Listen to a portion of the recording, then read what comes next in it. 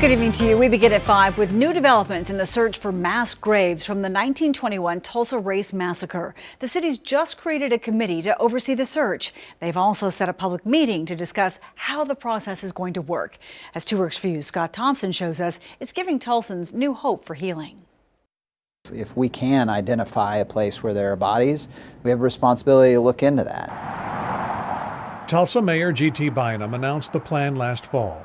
A search of 3 possible mass grave sites identified in a 2001 state report: Oak Lawn Cemetery, New Block Park, and Rolling Oaks Memorial Gardens, formerly Booker T. Washington Cemetery.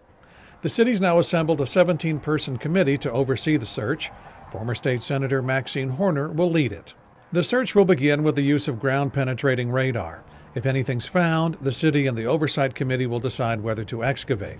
If human remains are uncovered, the state medical examiner would determine the cause of death.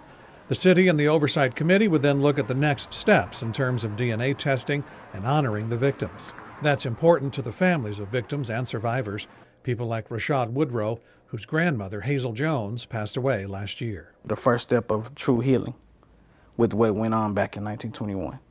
And I feel like those victims, they deserve a proper burial. The 23rd. It starts at 5:30 at the 36th Street Event Center. We have all that information, including the address, online for you now at kjrh.com. Karen, one interesting note about the investigation: there was a Spanish influenza outbreak in Tulsa in 1919, just 2 years before the Race Massacre. If any remains are found, the city says the medical examiner will have to determine whether those people died from the flu or in the massacre. We'll certainly continue to follow the story, Karen. All right, thank you, Scott.